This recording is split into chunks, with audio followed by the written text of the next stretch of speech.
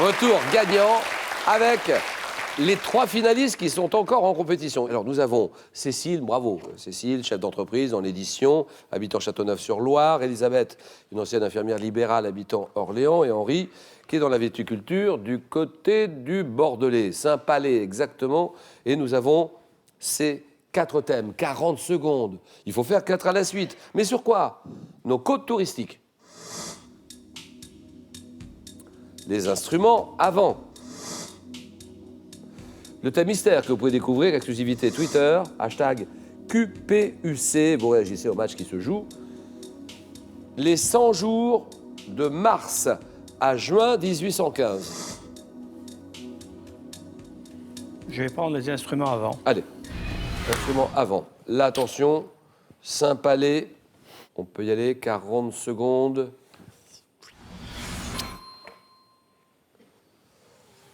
Quel instrument de musique inventé par Adolphe Sax et Saxophone. En France, quel instrument servant aux sonneries militaires a remplacé le cornet à piston vers 1822? Le clairon. Oui. Quel instrument en bois long d'1,40 m forme dans l'orchestre la basse de la famille des hautbois? La basse. La basse de la famille des hautbois dans l'orchestre. Le basson. Oui. Quel instrument à piston proche du clairon est utilisé dans les orchestres d'harmonie et de fanfare? La trompette. C'est non. Quel instrument associé à Miles Davis? La trompette. Oui. Quel type de flûte d'origine grecque, également appelée syrinx? Flûte de pan. Ah oui. Quelle petite flûte traversière en bois fut associée dès le 16e à la musique militaire? Le fifre. Pas mal du tout, bravo. Parce que c'était bon le fifre, on ne le prend pas, mais c'était bon. 3 points pour Henri. Roger Clairon. Utilisé dans les orchestres d'harmonie et de fanfare. Le bugle, c'est le bugle. 3 points, Elisabeth. Je vais prendre les côtes touristiques. D'accord. Côte touristique. Attention, parce qu'Henri est déjà à 3 points. Hein. Je sais. Elisabeth, Je sais. Orléans, on oxygène les neurones, les synapses, et on peut y aller. Top, quel nom créé par l'écrivain Stéphane Liégeard, faisant référence au bleu de la Méditerranée de La Taulis. côte d'Azur. Quelle substance irisée produite par certains mollusques, associée-t-on à la côte normande, située en Ouistreham, Courseulles-sur-Mer? Cette côte-là, la côte normande. Je sais pas. Quelle côte comprise entre l'embouchure de la Gironde et la frontière côte espagnole? d'Argent. Quelle côte bretonne située entre Morlaix et Brest présente de nombreuses falaises granitiques déchiquetées? La côte de granit rose. En France, par quel nom de pierre précieuse a-t-on appelé le littoral breton, comprenant le cap Fréhel, La côte Cancale? d'émeraude. Quel terme italien désigne le littoral s'étendant entre Nice et la frontière italienne? La Riviera. Quelle variété de gypse a donné son nom à la côte bordée de falaises blanches, La côte longeant d'Albâtre. les ports de Fécamp et de Saint-Valery en Caux? La côte d'Albâtre. La côte d'Albâtre. D'Albâtre, j'avais dit. Voilà, Trop tard. la côte d'Albâtre, exactement. 2 points, Elisabeth. J'ai cafouillé sur une. Côte bretonne, située entre Morlaix et Brest, c'est la côte du Léon. Côte qui correspond au littoral de la région des Landes, comprise entre l'embouchure de la Gironde, Henri, et la frontière espagnole, La côte d'Argent. la côte d'Argent. Entre Ouistreham et Courseulles-sur-Mer, on parle de la côte de Nacre. Ah oui. Et ce nom créé par l'écrivain Stéphane Liégeard. Stéphane Liégeard qui donne son nom à une rue de Nice, T'aurais fait combien? faisant référence au bleu de la Méditerranée qu'on donne au littoral compris entre Cassis et Menton, la côte d'Azur. D'accord. Cécile, c'est à vous. Qu'est-ce qu'il nous reste? Le thème mystère ou les 100 jours? Les 100 jours. Allez, les 100 jours, d'accord. Oh là là, les 100 jours. On est d'accord sur la période mars-juin 1815. Chronomètre bloqué à 40 secondes. Top, le 18 juin 1815, quelle défaite provoque la chute Waterloo. En mars 1815, quel roi de France se réfugia à Gand lors de l'épisode des 100 jours? Louis XVIII. Oui.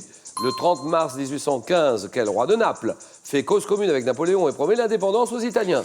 Victor Emmanuel. Non. Quel feld-maréchal prussien intervint de façon décisive Passe. à Waterloo?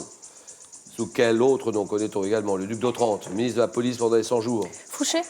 Quel homme politique représente la France de Louis XVIII au congrès de Vienne, achevé en juin 1815? Passe. À quel homme politique et écrivain, auteur d'Adolphe, doit-on la rédaction de l'acte additionnel aux constitutions de l'Empire? Chateaubriand. Ah non. Quel homme politique français, surnommé l'organisateur de la victoire, Non, c'était Benjamin Constant. fut ministre de l'Intérieur durant les 100 jours? Talleyrand. Lui, c'est Carnot. C'est Lazare Carnot. Cécile est à 2 points.